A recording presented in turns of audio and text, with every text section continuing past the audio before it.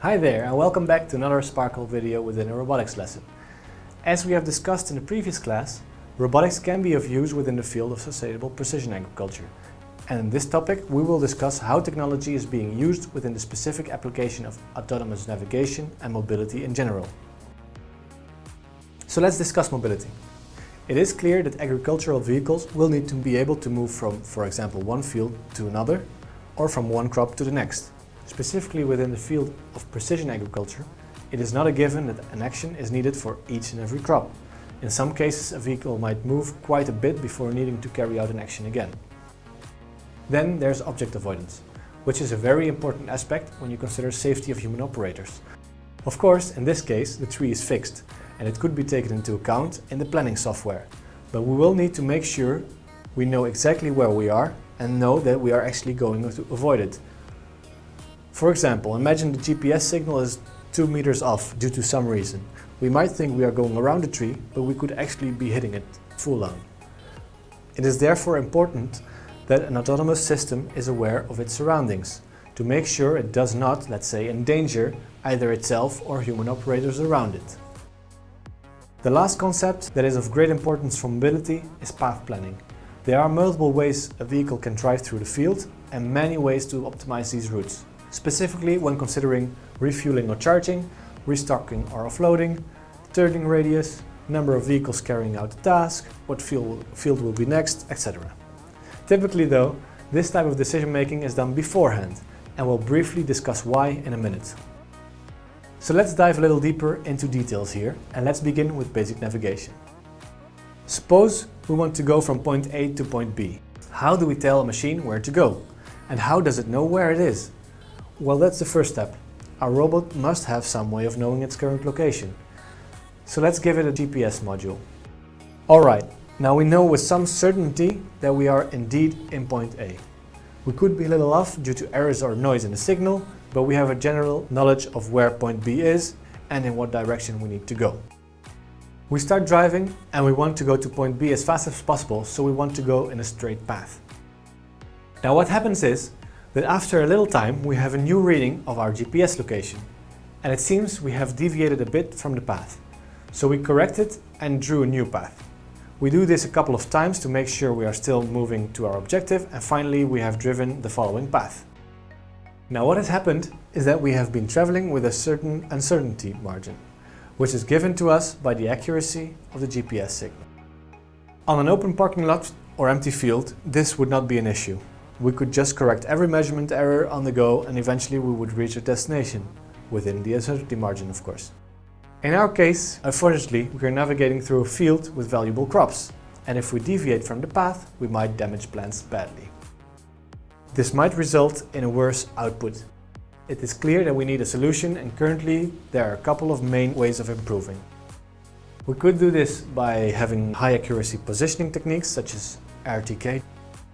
We could be using odometry, which uses sensors like encoders, accelerometers, gyroscopes and other movement sensors to improve accuracy. Or we could do row and crop identification using artificial perception. The first two focus on reducing the uncertainty margin, the latter focuses on better and faster feedback loops. So in the case of basic navigation, decision making generally consists of processing the location information and choosing how to act on it. Let's discuss this in more detail. We again desire to go from A to B, and we have taken one GPS measurement right here. Let's also assume we have some system in place to know our current orientation, which is in the direction of the arrow. Now we'll need to measure our position every now and again. Let's measure after some fixed amount of time. Now we'll have a new position and we can recalculate our trajectory. With this trajectory we can calculate how much we have to turn and how long we need to drive straight. But after some time we'll measure again and see this location. This means we were actually following another trajectory, which is caused by the uncertainty of the measurements. So apparently we were not exactly where we thought we were, and we need to take this into account. Many algorithms therefore perform some type of averaging. Taking multiple measurements and seeing them as one often already results in a better estimate and less errors due to extreme corrections. This is the reason popular navigation apps show a large uncertainty when you just start it up and reduce the circle after a few seconds. Now that we know a bit more, we can take a better decision and reduce the extremes. Just to quickly discuss odometry as well, after a second measurement, we knew how much we had to turn and how far we need to travel. Measuring precisely what the vehicle did, for example using encoders on the wheels, you can already know that the new measurement is off, given you knew your position exactly. This gives another source of data to reduce the extreme corrections as well, and thereby reducing the uncertainty. A last option is to use visual and artificial perception techniques to understand the environment and recognize certain aspects such as crop rows. In this image, the identified rows are shown in green and the trajectory in red. The vehicle then positions itself to follow the given trajectory. To conclude, decision making in essence is calculating a trajectory and correct for any errors on the go by computing new trajectories. This brings us to the last step of our action plan, which is actually carrying out the action. In our case, we would like to follow a given trajectory. We can also consider other, more complex trajectories, which would result in different decisions based on where we are along the path. In either case, we will need to convert the computed trajectory in actions such as acceleration and deceleration, steering or braking. The carried out action, in its turn, causes a change of state and thus a change of sensor values. This makes us restart the entire action plan. Then there's object detection. This is of crucial importance, especially when the robots are working in an environment together with human workers. The sensing part here is mostly focused on artificial perception, with the aim of recognizing the environment. And typically, robots carry sensors of one of the following categories. Cameras. These are meant to take videos or images of their surroundings, with the purpose to make sense of the objects using only visual cues, like us humans would do. 3D imaging. This sensing technique is a bit more complicated, but in essence it is meant to sense depth, such that the robot knows its distance to an object. Hyperspectral. The term NDVI, or Normalized Difference Vegetation Index, is commonly used within agriculture. It uses infrared imaging to discriminate live vegetation from its surroundings. This can be useful to detect where the crops are. The last way of sensing is physical, like the bumper on this robot. This sensing method can harm crops as it will need to feel certain force before sensing anything. It is most commonly used as a backup or safety measure. Note that the first three sensing techniques are called non-invasive methods, as they do not harm the plants in any way. We will discuss how these methods are more and more commonly implemented for sensing for manipulation purposes in the next class, as they can tell us a lot about the plants without carrying out invasive data acquisition methods to retrieve plant, soil and crop compositions. Whatever way used to gather sensory data, the goal of decision making for object avoidance is some kind of trajectory update with respect to a certain local evaluation of the danger level. In a similar way to the basic navigation we just discussed, we will first need to filter out all data that is not relevant. Often, a large amount of data is captured, whereas only specific information is ultimately needed. We call this step data modification instead of reduction, as sometimes intermediate steps are taken before reaching a lower data density.